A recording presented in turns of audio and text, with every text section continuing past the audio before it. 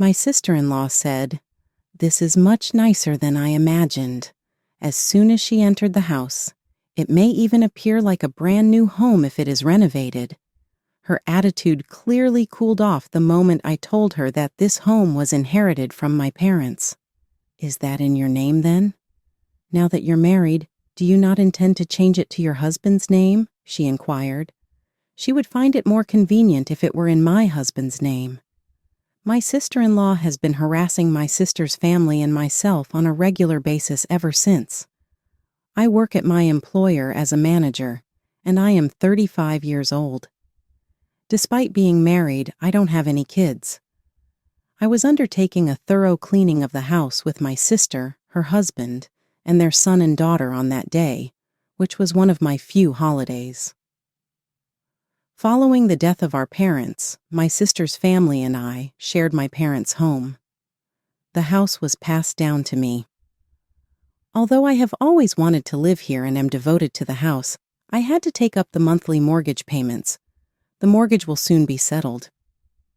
After getting married, my sister went away to attend college and resided somewhere else.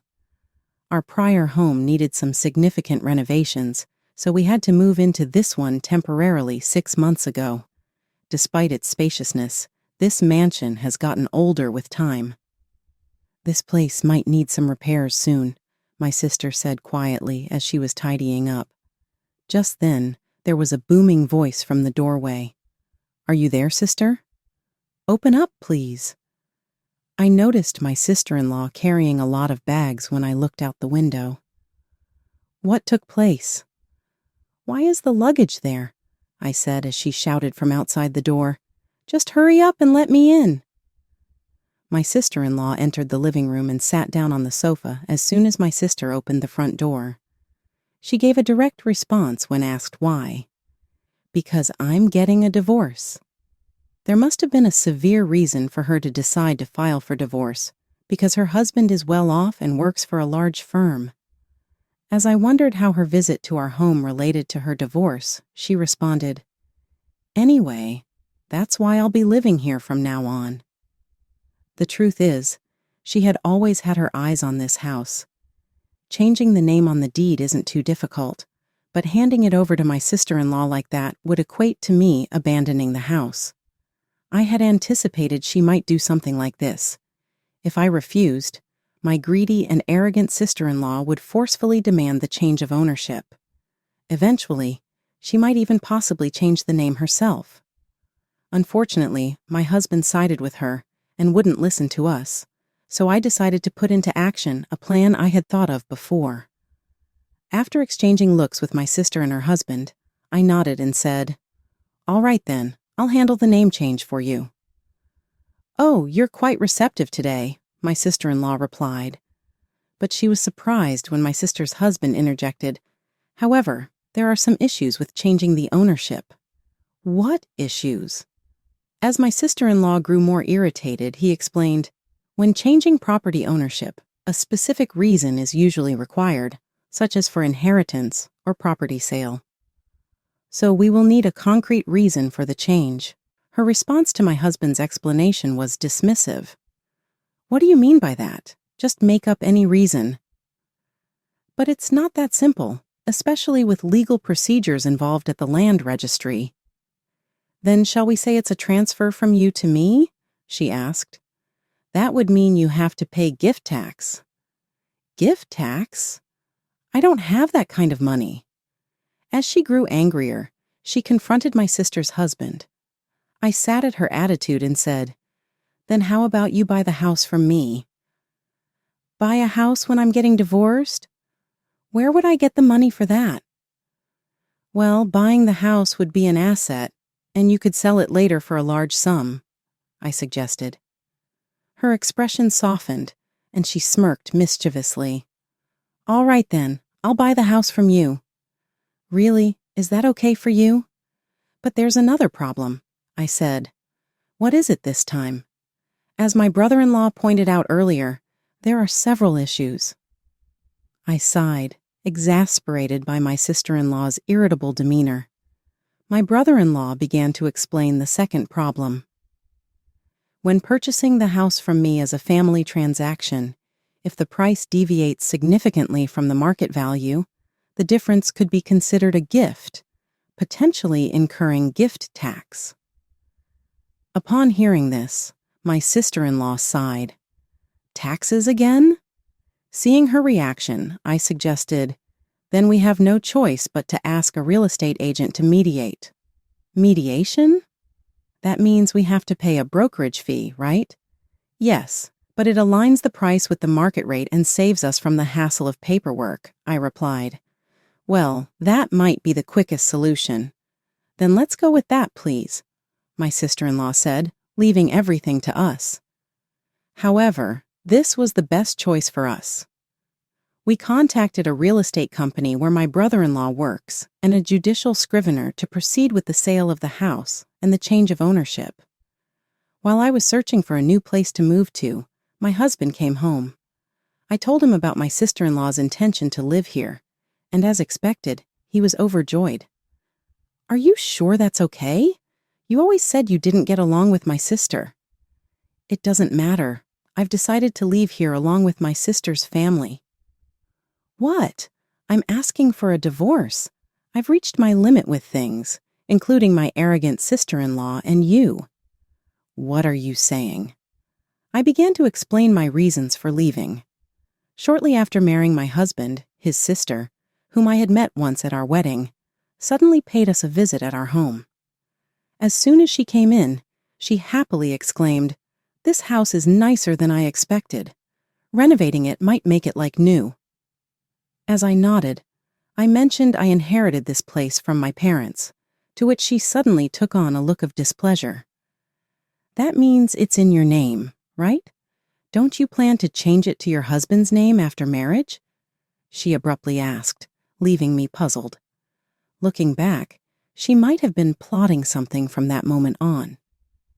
Having the house in my husband's name would have been more convenient for her, but back then, I didn't realize and let the conversation slide, which seemed to anger her. Since then, she developed hostility toward me and my sister's family. During the New Year holidays, when we visited our in-laws, my sister and I were sent shopping by my sister-in-law and forced to pay for everything we were asked to buy. After that experience, we never set foot in our in-laws' house again. However, she continued to show up unannounced at our house, demanding to stay, often barging in. Even after living with my sister's family for half a year, her behavior didn't change. Worse, she started to expect the same treatment from my sister's family without reservation. When I told her, "As a married woman, you should rely on your husband," she snapped back. "That's none of your business. Don't interfere in other people's family affairs." When I asked my husband to do something about his sister, he became upset and said, incomprehensibly, "She's been through a lot since getting married. It's probably wife and mother-in-law issues. Try to understand." This was the trigger for me to consider divorce. In addition, one day, when I asked my husband about his destination when going out and got no answer, I began to suspect him of infidelity. After discussing it with my sister's family, we decided to distance ourselves from my sister-in-law and husband. For the first step, I hired a detective to investigate my husband's suspected affair.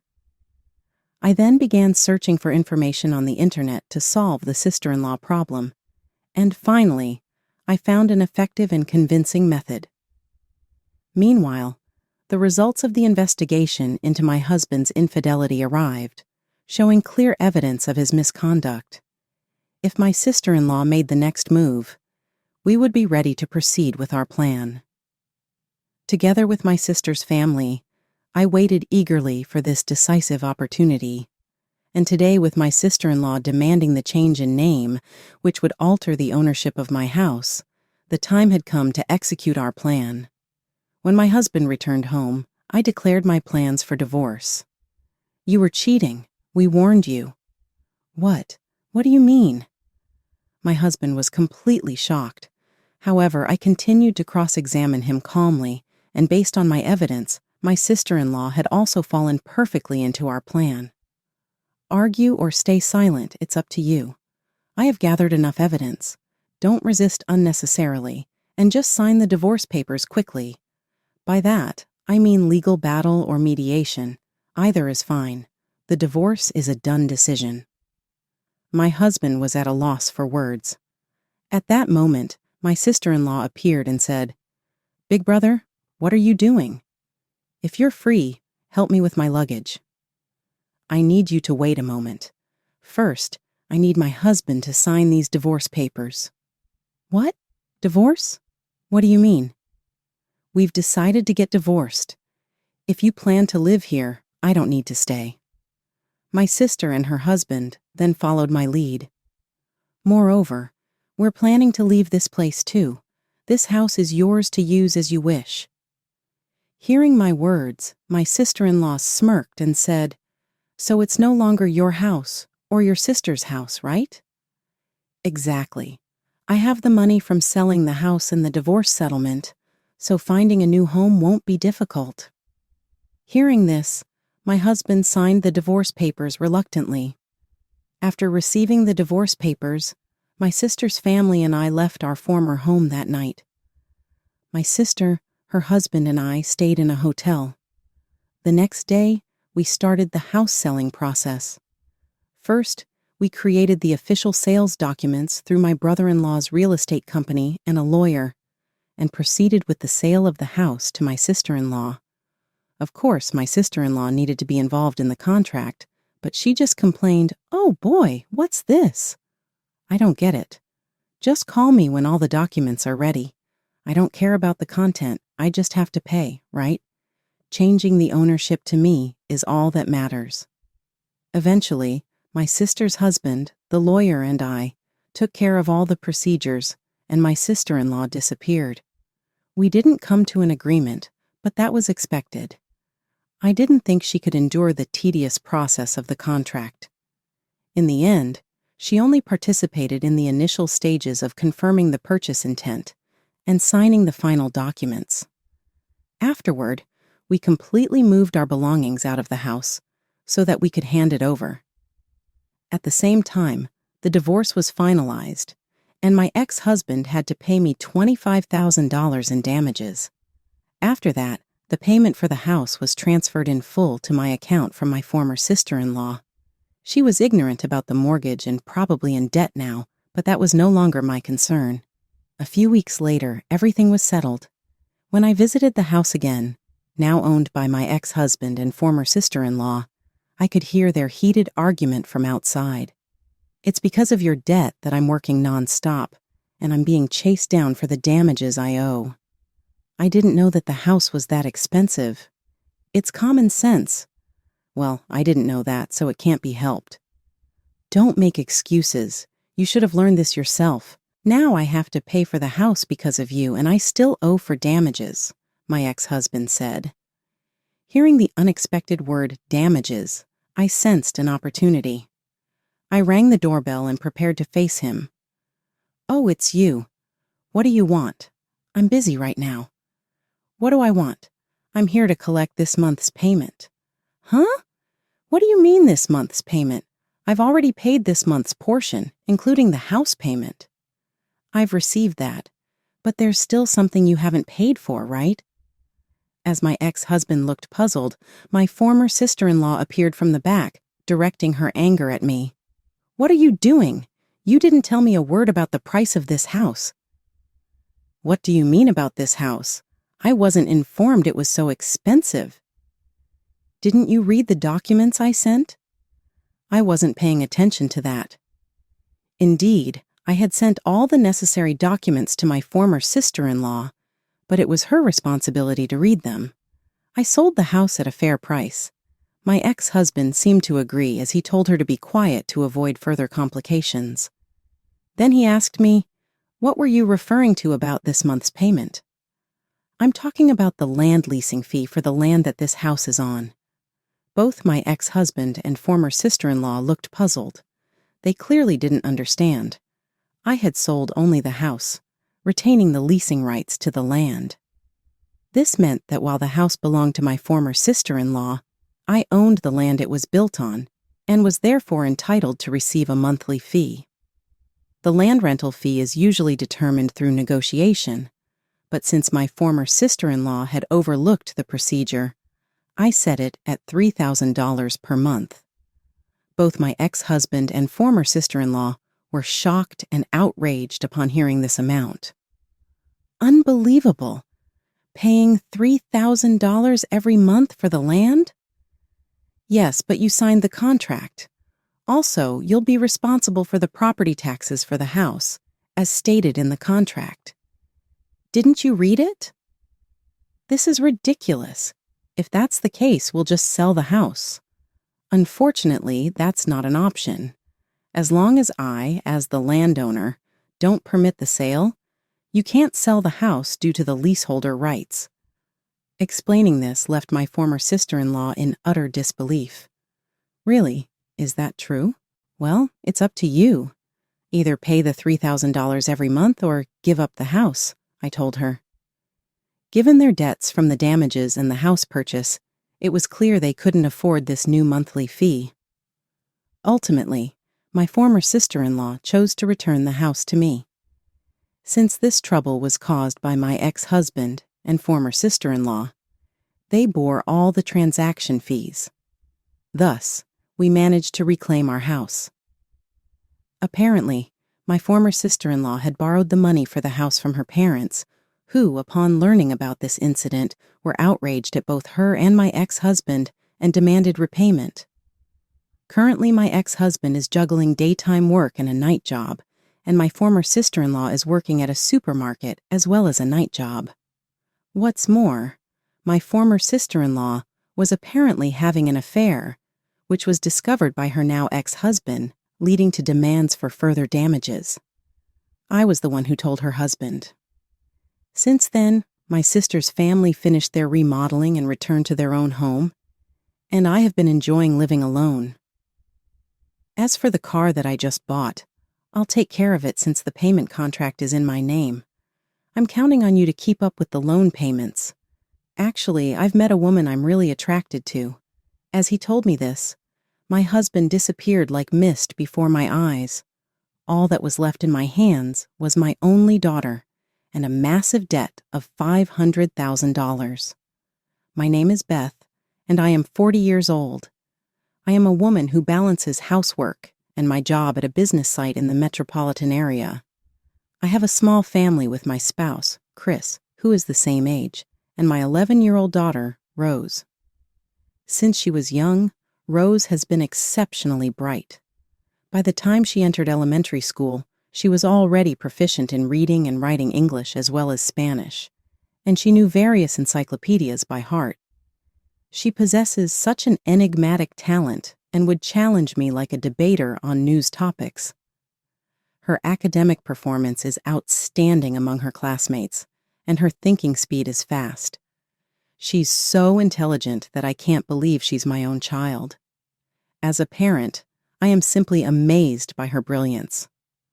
On the other hand, Chris was always lazy and fickle, never sticking to any job for a long time, always quitting after a short period. He changed jobs at numerous companies, and just when it seemed like his salary was finally increasing, he would switch jobs again, returning to a starting salary. Our savings never grew, and out of anxiety for the future, I once thought about quitting my job to focus on raising Rose and developing her potential.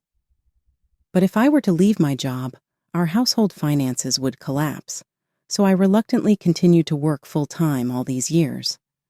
However, recently, Chris's job finally stabilized. He surpassed his previous longest tenure of 1 year by a significant margin, now continuing to work at the same place for 3 years, and he has secured a stable income as a full-time employee. Previously, he had been simply lazy, but something changed, and he began to desire visiting various places as a family to nurture Rose's intellectual curiosity and create family memories. We took a leap of courage and upgraded from the small car we used to drive to a spacious wagon worth $60,000. This wagon was a large vehicle that could also be used for camping, with a spacious interior that allowed for a simple bed to be installed inside. But since Chris, who had just become a full-time employee, could not pass the loan credit check, I ended up taking out the loan. I wasn't particularly surprised by this. After all, the mortgage was also in my name. After a long wait, the day of delivery for the new wagon finally arrived. That day, I couldn't possibly take time off from work, so I had Chris go pick up the car. During my shift, I saw a message from Chris on my mobile phone, and my heart froze in an instant. "I'll take care of the new car since the payment contract is in your name. I'm counting on you to keep up with the loan payments." I couldn't understand the sudden text message and immediately called Chris. I didn't expect him to answer the phone right away, but to my surprise, he did. "What do you want?" he asked. "It's not a matter of what I want. What does this message mean?" "It means exactly what it says." Chris's voice was indifferent, and I became even more confused. Then, Chris revealed something I could never have imagined. "Actually, I've fallen for someone." "Seriously? What are you talking about?" I asked, my voice trembling with shock. "It was meant to be just a little fun at first, but now I want to start over in life with this person. So this is goodbye to you." With those words, Chris tried to end the call, but just before he hung up, he revealed something even more shocking. "Oh, right. I still have the divorce papers that you signed during our previous argument, so I'll go ahead and submit those." With that, before I could say anything, Chris ended the call.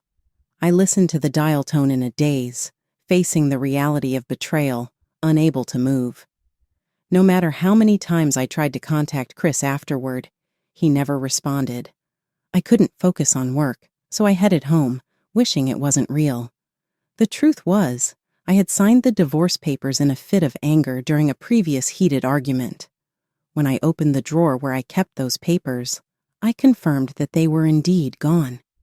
Now, I was faced with the repayment of a huge debt of about $500,000, $60,000 for the car loan, and approximately $440,000 for the mortgage.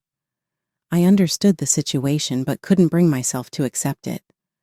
I tried contacting Chris numerous times, but whether he was ignoring me or not, he never replied, even though he read the messages. It was as if he had vanished from the face of the earth. Rose, who notices even the smallest things, couldn't have been unaware. A few days later, after dinner, she slowly looked into my face. "Mom, are you okay? You've been looking a bit unwell lately, haven't you?" I was about to pretend everything was fine, but knowing Rose could see right through me, I decided to be honest. "Yes, I'm a little tired." It seemed like Rose knew I had more to say. "Mom, that habit of rubbing your hands, that's a sign you're lying, isn't it?" she pointed out, her sharp observational skills at work. I couldn't help but smile. She continued, "Dad hasn't been home since the day before yesterday. Does that have anything to do with it?" Faced with Rose's clear gaze, I hesitated, then took a deep breath. I decided to tell Rose the whole truth. It seemed impossible to keep hiding it anyway. I explained everything that had happened. After hearing it all, Rose simply sighed. "I see. I thought Dad might do something like this." "Really? You're not surprised?" I asked. "Yeah, I'm not surprised. I thought a day like this would come." Rose's calm demeanor, as if she understood everything, was in stark contrast to the turmoil I felt. But deep down, I knew that her parents splitting up must be hurting her.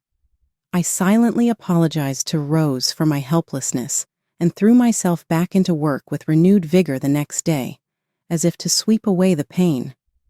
However, I wasn't inherently resilient, and I soon began to suffer physically and mentally from the stress. I started to fall ill. On the day of a major inventory at work, I found it difficult to stand and finally collapsed to the floor, exhausted.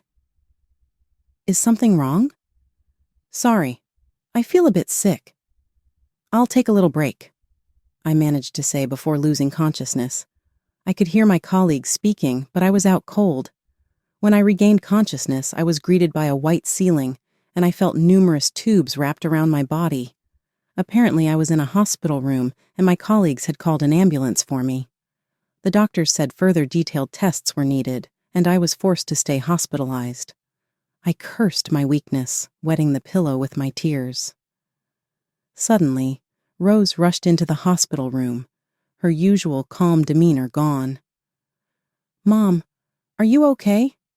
You're not going to die suddenly, right?" she asked with a tearful voice. Seeing her like that for the first time, I gently stroked her hair and reassured her, "Don't think about that. There's no way I would leave you alone." "Really?" "That's a relief." "I thought my heart would stop," Rose said, breathing a sigh of relief. She was only 12 years old.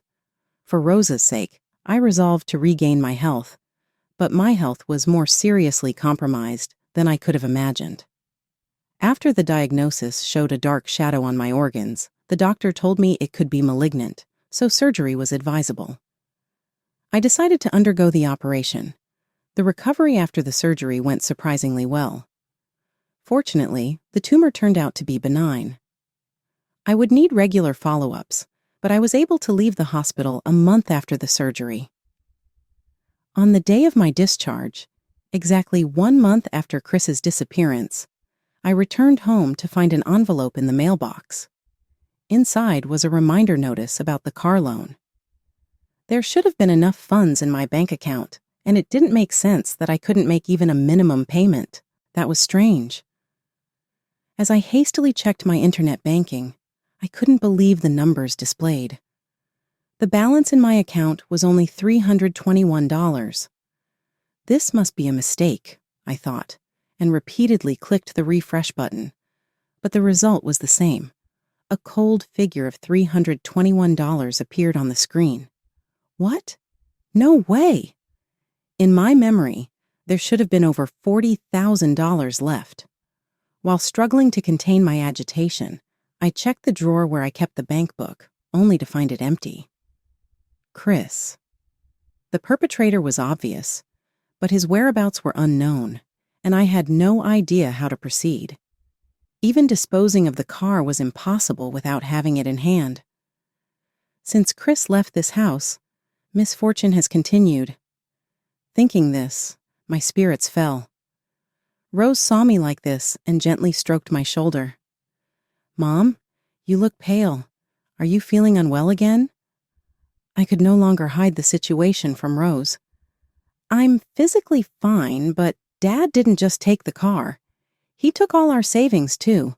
I'm just recovering from an illness and can't go back to work right away, so I'm in quite a pickle." Hearing this, Rose returned with words of encouragement that I hadn't even considered. "Mom, it's okay. We are both alive after all. I'll even lie about my age to look for a job on the internet if I have to. You can get good pay with programming." Watching my 12-year-old daughter trying so hard to cheer me up, I scolded myself for my disappointment. "I'm sorry for worrying you. Mom will do her best." As I said this with a smile, Rose, unable to hide her joy, mischievously suggested, "Well, how about we start by taking back the car from Dad?" I turned around at Rose's sudden proposal. "How can we get it back? The car is registered under Mom's name, right?" "Yes, that's right," I replied, still not grasping what she was planning. Then, as I listened to Rose's thought-out plan, I was impressed, but immediately after, worry welled up. The problem is we don't know where Dad is. Looking down, Rose said to me, "Don't worry, I know." "Really?" "GPS, remember?" We installed it on Dad's phone. Then I remembered. We had given Rose a child's mobile phone and installed GPS tracking apps on our smartphones to avoid the same situation if Rose ever got lost. I've been tracking Dad's movements with that app. He's been moving around a lot. "I see, but how will we catch him?" Rose secretly smiled and said, "Don't worry, I've already prepared a plan." Then, as I heard about Rose's plan, I was taken aback by her intelligence. Rose even knew the details about Chris's mistress. "Mom, let's give a little punishment to Dad who betrayed us." And so, Rose and I prepared to take action. Days passed, and one day my cell phone rang. "Is that you, Beth? I need help." "Sorry, who is this?" It was Chris. When I pretended not to know him, he became irritated and said, "What's this joke? I'm your husband. Right now I'm stopped by the police on the street and being questioned. If this continues, they'll take me to the police station. Come quickly and explain." Can't be helped. Understood. Wait there. Knowing that Chris was nearby thanks to the GPS, Rose and I headed to his location. Chris was standing beside the car, being questioned by an officer. I approached the officer and asked, "Could you let us talk for a bit?" And then asked them to leave for a moment. Chris seemed uncomfortable and urged Rose and me to get in the car. Inside sat a young woman, his mistress, glaring at us. But frankly, that was irrelevant. After closing the doors, Chris let out a deep sigh and said, "I'm glad you came. But why were those people interrogating me?" "Why did I do it?" "Because the car was stolen, so I reported it to the police." Chris's eyes widened in surprise. "What? Why would you do that?" "Why? If someone's car is gone, they naturally report it to the police." Chris still seemed unable to grasp the situation, continuing to insist that between spouses, crimes aren't an issue and that property is shared. But we were already legally divorced, so such excuses were unacceptable. "You're the one who filed the divorce papers. It's a problem if you use someone else's car without permission," I said. "I just borrowed it for a bit," Chris replied defensively. "Really? You just borrowed it for a bit? Maybe you should have given it back then." As I reached out my hand, Chris seemed to understand and reluctantly handed over the keys. Rose, who had been silent until now, spoke up. "Dad, why did you leave us and go off with her?" He surely never expected to be directly questioned by his child. Chris was dumbfounded and rendered speechless. At that moment, the woman beside him, Megan, responded with a sneer. "Clearly, it's because I'm younger and more attractive than your mom. He's totally into me and doesn't need you guys anymore." "I didn't ask you." Rose cut her off with a forceful shout. "Dad, answer me. I want to hear it from you." The woman fell silent at Rose's unexpected response, and Chris also remained quiet. "If you can't answer, I'll call the police," Rose declared. Chris suddenly started to panic. "Wait, I'm sorry, I'll talk." Megan had joined Chris's workplace as a new employee 4 months ago. They hit it off at a welcome party for the new staff and became close quickly. Shockingly, Megan was already pregnant, and Chris had decided to leave our family to start a new life with her. As for the car, he was apparently attached to it and had been unable to sell it. "You've been visiting quite a few places, it seems," I said. Yes, just a little trip. Wait, how do you know that?" "Do you remember the GPS app, the one I installed earlier?" Chris seemed to recall the fact and was visibly disappointed. "I did that on purpose. Dad was acting differently, so I suggested using the GPS. Hearing Rose's words, I too was inwardly astonished at her intelligence as I listened by her side. Then I confronted Chris directly and ordered in a firm tone, "Admit you stole my $40,000 and return everything right here, right now." "That money was part of our shared marital assets," he defended. "How can you say that? That money was from my savings before I was married." It appeared that Chris had already spent the $40,000 with Megan. Red with anger, I pressed further. "Not only did you use the car, but you also spent my savings. This is not a simple crime that can be overlooked. Or did you borrow that money as well?" During this time, Megan was quietly trying to leave. However, as she stepped out of the car, she let out a shriek. Standing before her were her parents, their faces filled with anger. Why are my parents here? Because I asked them to come, Rose said calmly. In fact, while I was in the hospital, it seemed Rose had gone to Chris's workplace, pretending to cry. Touched by her act, one of the employees gave her the address of Megan's parents' home. Chris and Megan had been openly affectionate at work, always together like a couple, and the fact that they left the company at the same time had raised suspicions of an inappropriate relationship. "Hey, old hag, I showed your photo to your parents, and they agreed to talk." Megan had no room left to be shocked at being called old hag. Then I asked another question. "Megan, your belly is quite noticeable. When's the baby due?" At that moment, Megan's complexion changed and all eyes turned to her. "Yes, the baby is due in 3 months. That's quite soon. 1, 2, 3, huh? The math doesn't add up." Chris looked puzzled. "What do you mean?" "It's strange. How can someone with children not understand the normal pregnancy term is about 9 months?